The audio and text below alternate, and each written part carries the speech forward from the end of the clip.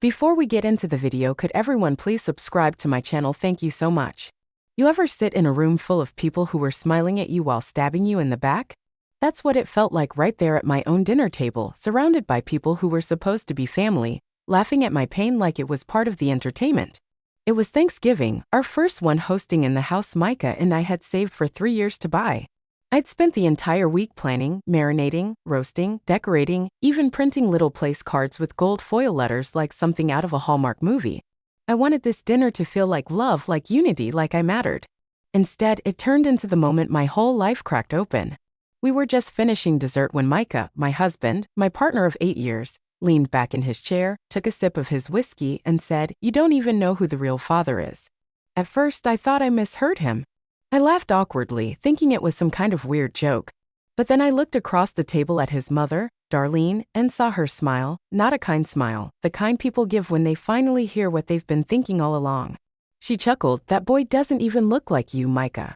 And just like that, the table erupted in laughter. His aunt, his brother, even my own sister, Nina, looked stunned but silent. It all happened so fast. The sound of their laughter hit me like a slap, not because it was loud, but because it was real. I could see in their eyes that they believed it. Micah didn't defend me, didn't laugh and say, "Y'all are ridiculous." He just took another drink and smirked. I remember feeling my stomach twist, my throat tightened, and my hands were suddenly cold. I looked to my son, Cairo, who was sitting right next to me. He had stopped eating, his fork was down, his face was still. He heard it, every word. And while they were laughing, something in me was breaking. I had spent years proving myself to Micah's family. Darlene had never liked me, never hid it either. She said I acted too perfect, like I was pretending to be better than everyone. The truth is, I was just trying to survive. I was 24 when I met Micah. I didn't come from money, I worked 2 jobs trying to get through nursing school. Micah came in like a rescue boat, charming, generous, confident. My dad, Reggie, didn't trust him from the start, but I wanted so badly to believe I'd finally found someone who chose me. And maybe at first he did, but over time, Micah became someone else, cold, distant, always criticizing, always making me feel like I owed him something. But I stayed for Cairo, for the family I thought I was building. And now in one casual sentence he had shattered everything in front of my son. But before I could even open my mouth, Cairo did something I'll never forget. He stood up, my little boy, 7 years old, skinny in his blue plaid shirt, the same one he insisted on wearing because he said it made him look like a gentleman.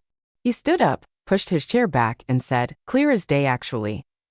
I know who he is." The room went silent. I didn't even breathe.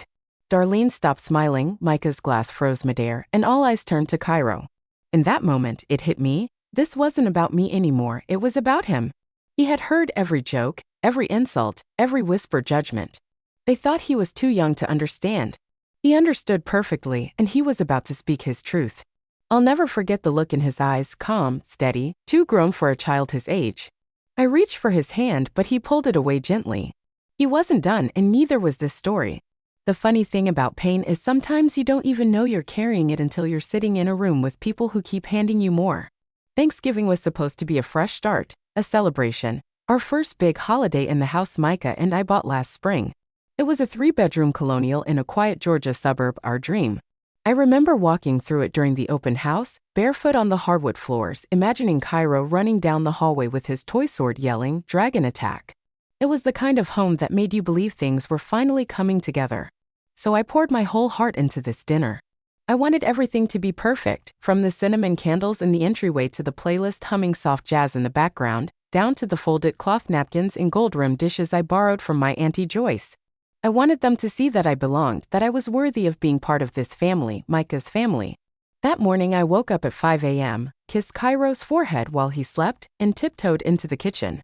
I prepped the turkey, baked the sweet potato pies from scratch, and even whipped cream by hand. By noon I was sweating and smiling, pretending I wasn't exhausted. I kept checking the mirror, fixing my curls, reapplying lip gloss, and smoothing out invisible wrinkles in my dress. I needed to look strong, pulled together, unshakable. When guests started arriving, it felt like opening night.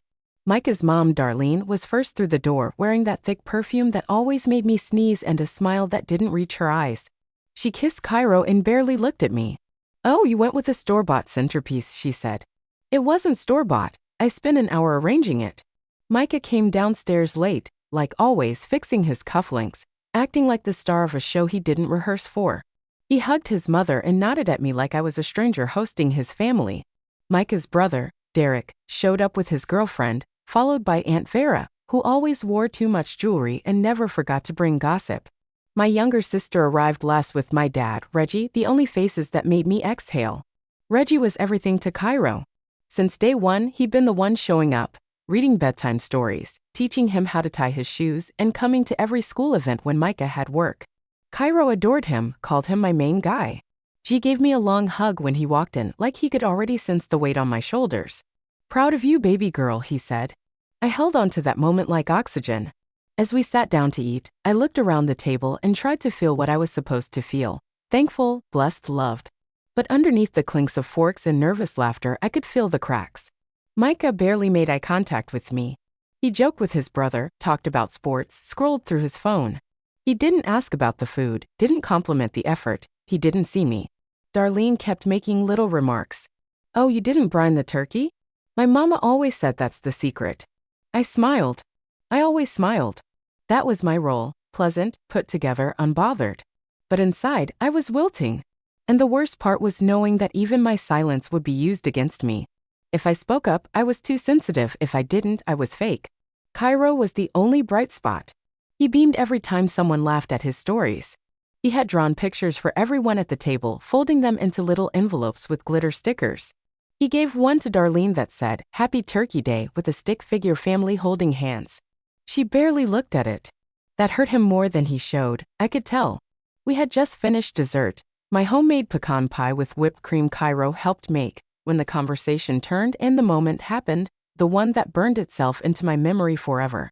But before all of that, before the laughter, the insults, the silence, I was just a woman trying to prove she belonged, trying to build a moment that her son could remember as something warm, something good. Instead, what he got was the truth, and nothing was ever the same after that. You know how people say you can feel a storm before it hits, like the air gets too still, too thick? That's how it felt at that table. The laughter had died down, but something in the room shifted. I didn't know it yet, but the moment that would undo everything I'd built was coming. We were passing around second slices of pie. Cairo was telling Aunt Vera about how he helped make the whipped cream, and I remember thinking, maybe this isn't so bad. Maybe we made it through. That hope lasted maybe 2 minutes. Darlene reached for her wine glass and out of nowhere said, "Micah, you sure that boy's yours? He's got more of her daddy's face than yours." The words hung in the air like poison. Micah didn't even flinch. He leaned back in his chair, smirking like this was just another episode of family banter, and said, "You don't even know who the real father is." I froze. The words didn't feel real at first. It was like someone else in the room had said them, someone cruel, someone who didn't know me. But it was him, my husband, the man I built a life with.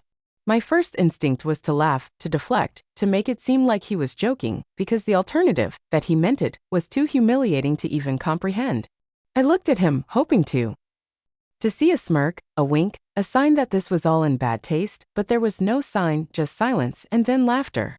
Darlene burst into a wheezing chuckle, covering her mouth like she'd been waiting for that moment her entire life. "Oh Lord," she said, "I always knew something was off." Kik laughed too, shaking his head. Even Vera had this half smile like she was trying not to get involved but couldn't help herself. Now looked at me, eyes wide with panic, like she wanted to say something but didn't know how. My dad was dead silent, his jaw clenched so tight I thought his teeth would crack. And my son, my sweet, sensitive, big-hearted Cairo, he was right there, sitting next to me, eyes locked on his father. He wasn't laughing, he wasn't confused, he was listening. I felt my body go cold. The pie in my mouth turned to ash. I was suddenly hyper-aware of everything. The sound of Micah's spoon clinking against his plate, the way Darlene swirled her wine, the scent of cinnamon still lingering in the air like it was mocking me for trying too hard. Micah didn't say anything else. He didn't explain, didn't apologize, just leaned back and took another sip of his drink like what he said was the most casual thing in the world. I wanted to scream, not because I had anything to hide, but because he let them believe it, let them think I had betrayed him, that I was the liar, that our son was some kind of mistake. And the worst part? He said it in front of Cairo, my son, the child I carried, loved, protected, the child who asked me every day if I was proud of him. Micah had taken something sacred and thrown it across the table like a cheap punchline. I turned to Cairo, and his face broke my heart. He wasn't crying, he wasn't angry. He looked ashamed, like he was the one being questioned, like he had done something wrong. And in that moment, I wanted to disappear. I wanted to grab his hand, walk out of that house, and never look back. But then Cairo pushed his chair back, when everyone's trying to figure out if the ground beneath them is still real. Nobody touched their plates, nobody blinked. You could hear the hum of the refrigerator from the kitchen, that's how quiet it got. Micah stood stiff at the end of the table, arms crossed, face tight like a balloon about to pop. I could see the fury building in his eyes, but he didn't yell, not yet, because somewhere deep down, even he knew the boy just told the truth. "Don't flatter yourself," Micah finally muttered toward my father, Reggie. "You're not his dad just because you babysat a few times." Reggie didn't respond, he didn't need to. He was too focused on Cairo. He leaned in just slightly and gave him the softest nod, one of those quiet, "I see you" kind of nods. Cairo looked back at him and smiled, just barely. That little exchange was real. Micah tried to keep talking, tried to shift the blame. "I said what I said because I was angry," he said, waving one hand dismissively. "You know how people get when they drink. It was a stupid joke, okay?" I stood up. I had been sitting this entire time, still silent, trying not to lose my composure. But when he called it a joke again, something inside me snapped clean in two. "You humiliated me in front of your entire family," I said. My voice was low, calm, but sharp enough to cut glass. "You tried to shame me in front of our child, and now you're calling it a joke." Micah looked at me like he didn't recognize me. I walked around the table, past the dishes, the spilled gravy, the wine stains on the white tablecloth. I stopped beside Cairo and placed my hand on his shoulder. He looked up at me and I nodded. "I'm not ashamed of anything," I said. "Not of this boy, not of the man who raised him when you didn't, and not of myself." Darlene shifted uncomfortably in her seat, clearly struggling to regain control of the narrative. "Well, Zariah," she said, "I'm sure none of this was your intention, but you can see how this situation looks from our side." I turned to her and said plain and clear, "You don't get to have a side in this." That shut her up. Micah clenched his fists, still trying to hold his ground. "You're blowing everything out of proportion," he said. "We can talk about this later, privately." "No," I said. "We're done talking. I'm done covering for you. You want to tell lies in front of your family, then you can hear the truth in front of them too." I looked around the table at all the faces that had looked at me with doubt for years. "Micah hasn't been around," I said. "He hasn't been present, not as a husband, not as a father. He shows up for the pictures, for the holidays, when it looks good, but he doesn't show up when it matters." Micah's mouth twisted, but he didn't deny it. Everything Cairo knows about strength, love, honesty, he didn't learn that from Micah, I continued. He learned it from my dad, from me, from people who actually love him. Reggie still hadn't spoken a word. God, his eyes were full not just with tears but with pride. Micah finally pushed his chair back and walked away from the table, muttering something under his breath. I didn't follow him, no one did. Cairo looked up at me again, and this time I crouched down beside him. "You okay?" I asked. He nodded. "I just wanted them to know the truth." I smiled. "You did good, baby. You told your truth. That's the bravest thing a person can do." And in that moment, surrounded by the mess, the tension, the broken image of what I thought our family was supposed to be, I realized something. We weren't broken. We were finally free. The day after Thanksgiving, the table was still set, crumbs on plates, a half-full glass of wine, and that handmade Happy Turkey Day card Cairo gave Darlene still sitting there, unopened. Micah didn't sleep at the house that night. He grabbed his keys, slammed the door, and said he needed space. Space, I thought, was the one thing he never struggled to take. I stood in the quiet for a long time after he left, just me and Cairo. He was in his pajamas, curled on the couch with a blanket and his favorite dinosaur plushie. I watched him sleep, his chest rising and falling slowly, peacefully, as if nothing about that night had broken him. But it had changed him, it changed us both. Over the next few days, the silence in the house started to feel more like peace than emptiness. No stomping shoes, no passive-aggressive remarks, no pretending everything was fine when it wasn't. It was just me and my son, and for the first time, I realized how much weight I had been carrying to protect someone who never protected me back. The day after that, I filed for separation, not out of anger, not for revenge, but because my son deserved a home where love didn't have to be begged for. Darlene called once, left a voicemail telling me she was deeply disappointed in how things were handled, that I let a child speak out of turn and disrespected her son. I deleted it halfway through. The woman who laughed at my pain didn't get a say in my healing. Nah.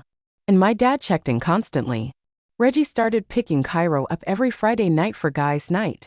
They'd eat pancakes for dinner, build blanket forts, and fall asleep watching superhero cartoons. And every Sunday morning when he dropped Cairo off, he'd hug me a little tighter, say things like, "You did the right thing," or, "I see you, baby." He didn't have to say much. I already knew. Cairo was different too, not in a bad way, just more sure of himself, more curious, more direct.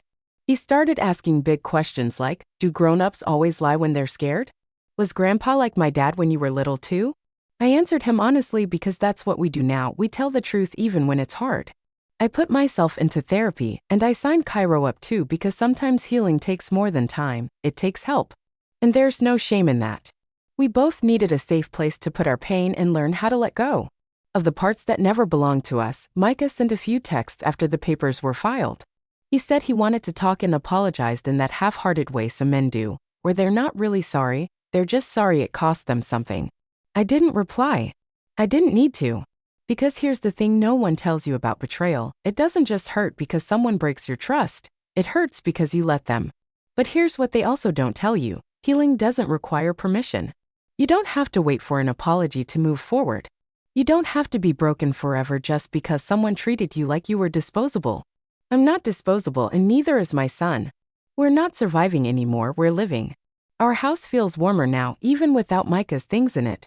I replaced the framed photos of fake smiles with pictures that mean something. Cairo with syrup on his face at brunch, Reggie and Cairo fishing off the dock last summer, me holding Cairo in the hospital room when he was born, eyes swollen from tears and joy all at once. This is our story now. No more pretending, no more silence, just truth and love, the kind that shows up, not the kind that just claims the title.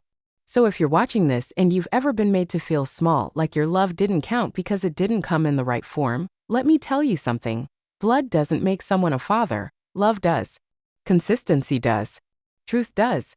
And my son, he may not have Micah's nose, but he's got my heart, he's got my strength, and he's got the kind of bravery that some people spend a lifetime chasing.